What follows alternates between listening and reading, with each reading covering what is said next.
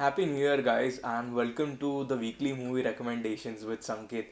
So आज का ये एपिसोड बहुत ही स्पेशल है क्योंकि ये 2021 का सबसे पहला एपिसोड है और 1 जैन को ही है। सो आज का मेरा पहला रिकमेंडेशन है 2012 की एक English language film, sorry Danish language film called the Hunt, written and directed by Thomas Winterberg, starring Mads Mikkelsen. So basically ये फिल्म में मैड्स मिकल्सन का कैरेक्टर एक किंडरगार्टन टीचर कम वॉल्टियर जैसा रहता है। तो वहाँ पे लाइक वो एक विलेज में लाइक ये फिल्म एक विलेज में सेट है। वहाँ पे ये लाइक इसका कैरेक्टर वो वहाँ पे काम करता रहता है। बेसिकली सब कुछ अच्छा चलता रहता है, लेकिन एक दिन क्या होता है कि उन पर एक बहुत गहरा एक्यूजेशन लगता है और वो बहुत ही बोल्ड रहता है। सो उस वो एक्यूजेशन लगने के बाद उनकी लाइफ हमेशा के लिए चेंज हो जाती है। सो वो बोल्ड और इतना ब्रूटल एक्यूजेशन क्या होता है और वो क्या लीड करता है, उसके लिए ये फिल्म आपको देखना होगा। बेसिकली इस फिल्म के बारे में सब कुछ अच्छा ही है, लेकिन स्पेशली एक चीज़ मुझे बहुत अच्छी लगी जो जो कि इस फिल्म की एंडिंग।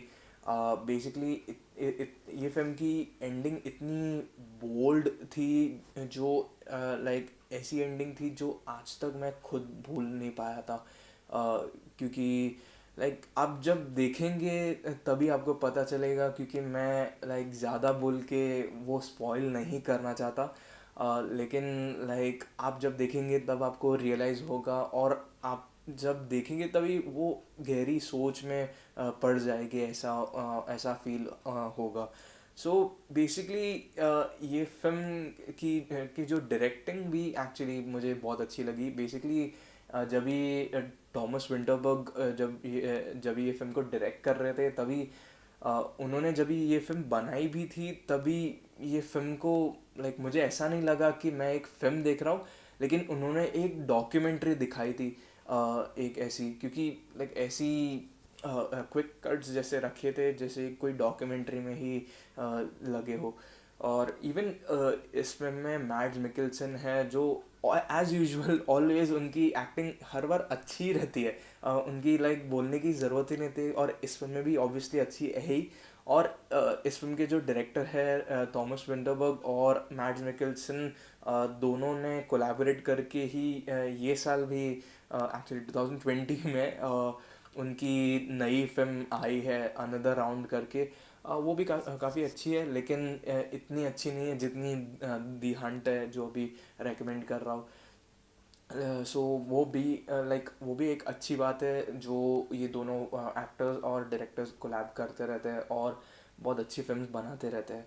सो इस फिल्म का world premiere Cannes film festival में हुआ था, और वहाँ पे वहाँ पे एक्टर मैड्स मिकेल्सन को बेस्ट एक्टर का अवार्ड भी मिला था उनकी लाइक मार्वलस परफॉर्मेंस के लिए एज यूजुअल। सो आगे जाके ये डेनमार्क का ऑस्कर एंट्री भी बना था, और सैडली ये नॉमिनेट हुआ था लेकिन जीत नहीं पाया था, सिंस वो साल आई थिंक अमोर लेके गया था जो मैंने पहले रेकमेंड कर चुका हूँ। बहुत ही ब्यूटीफुल फिल्म थी वो। सो लाइक इस ये भी एक बहुत ही ब्यूटीफुल फिल्म है। सो इस फिल्म को आप डीवीडी में देख सकते हैं।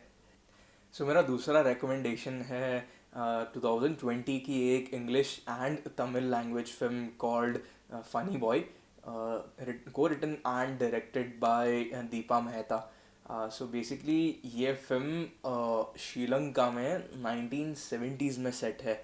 वहाँ पे क्या होता है कि एक लड़का होता है, वो बड़ा होते जाता है, और वो बड़ा होते जाता है उसने उसके टाइम पे ही, मतलब जब जब बड़ा होता है तभी वो अपनी सेक्सुअलिटी को एक्सप्लोर करता है और वो एम्ब्रेस भी करता है। सो बेसिकली ये एक कमिंग ऑफ एज फिल्म है। और ये फिल्म जब भी मैंने देखी थी तभी जाके मुझे ऐसे लगी कि मैं ऐसी फिल्म देख रहा हूँ लाइक अ ब्राइटर समर डे, जो मैंने प्रीवियसली रेकमेंड भी की थी। क्योंकि ऐसा लगा था, क्योंकि अ ब्राइडर समर डे में भी ऐसा था कि एक लव स्टोरी है इन द बैकड्रॉप ऑफ जो 1940s की जो ताइवानीज़, आई थिंक 40s नहीं, आई थिंक 60s थी, 60s की जो ताइवानीज़ पॉलिटिकल हैपनिंग्स थी उनके बैकड्रॉप में। और ये भी ऐसी है, एक लव स्टोरी है और एक like coming of age story भी है, और बैकड्रॉप है 70s की जो श्रीलंका में तमिल और तमिल कम्युनिटी और सिंहलीज कम्युनिटी की जो रेशियल टेंशन्स है उनके राइज के टाइम पे। सो ये बैकड्रॉप दिया है। और लाइक ये बैकड्रॉप ऑब्वियसली सब हम इंडियंस के लिए ये लाइक नई बात नहीं होगी, ये तो लाइक सभी को पता होगा। सो ये बहुत लोग इस टेंशन्स को रिलेट कर पाएंगे। सो लाइक ये एक एक्चुअली चीज़ जो बैकड्रॉप थी मुझे बहुत अच्छी लगी थी और बहुत अच्छे से पोर्ट्रे भी किया था डायरेक्टर दीपा मेहता ने। सो इस फिल्म के लिए स्पेशली एक कॉम्प्लीमेंट ज़रूर है, जो कि जो इस फिल्म के फिल्म कंपोज़र को, म्यूज़िक कंपोज़र को, जिनका नाम है हावर्ड शोर। सो बेसिकली हावर्ड शोर ने ऐसा ब्यूटीफुल म्यूज़िक कंपोज किया था, जब भी लाइक अगर आप फिल्म देखेंगे तभी एक बार फिल्म ख़त्म भी हो जाएगी तभी आप वो फिल्म के जो स्कोर है वो आपके दिमाग में चलते रहेंगे, और फिर जाके आप कभी कभी शायद से लाइक आप गाते भी हो, गाएंगे भी एक्चुअली। सो इतना ब्यूटीफुल है। और इवन हावर्ड शोर के करियर में उन्होंने बहुत सारे अमेजिंग फिल्म्स भी स्कोर किए हैं, फिल्म्स को स्कोर किए, जैसे the Lord of the Rings trilogy. So ये लाइक एक्चुअली ये फिल्म को बनाया था राइटर डायरेक्टर दीपा मेहता ने। सो बेसिकली दीपा मेहता अपने करियर में ऐसे ही कंट्रोवर्शियल फिल्म्स बनाने के लिए जानी जाती है एक्चुअली। लाइक उनके फिल्म्स में ऐसे सेक्सुअलिटी और ऐसे ऐसे डार्क थीम्स होते रहते हैं जो लाइक बहुत सारे कंट्रीज़ में लाइक ऐसे बैन, और इवन बहुत सारे कंट्रीज एक्सेप्ट नहीं करते वो थीम्स को। सो वो ऐसे ही टॉपिक्स बनाते रहते हैं फिल्म्स। जैसे उन्होंने अपनी फर्स्ट फिल्म आई थिंक, लेकिन उनकी फर्स्ट फिल्म जो प्रोमिनेंस दिलाई थी, जो कि फायर थी, वो भी होमोसेक्सुअलिटी पे थी।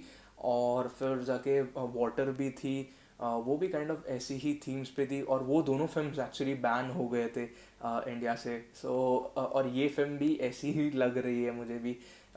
लेकिन दीपा मेहता ही एक्चुअली एक ऐसी फियरलेस वुमन डायरेक्टर है जो ऐसे थीम्स पे फिल्म्स बनाते ही रहते हैं बिना किसी डर से। वो एक बहुत ही अच्छी बात है, और उनकी फियरनेस की लाइक दाद देनी पड़ती है। और इवन और ये फिल्म भी ऐसी ही है, और आई डोंट थिंक ये फिल्म यहाँ के इंडियन थिएटर्स में भी लाइक रिलीज़ हो पाएगी, और होगी भी तो ज़्यादा कंट्रोवर्सी बहुत क्रिएट करेगी ही। सो आई डोंट थिंक ये फिल्म को लाइक मे बी कट्स के साथ रिलीज़ करेंगे, और अगर अनकट रिलीज़ करेगी भी तो शायद से नेटफ्लिक्स ही रिलीज़ करेगी लाइक। तो मोस्टली आप अगर ये फिल्म अब तक रिलीज़ नहीं हुई है तो जब ये रिलीज़ होगी तो आप ज़रूर कोई स्ट्रीमर्स पे ही देखिएगा। So thank you guys for watching this video. If you like my film recommendations, please subscribe to my channel. और फिर से आप सबको नए साल की बहुत बहुत शुभकामनाएं।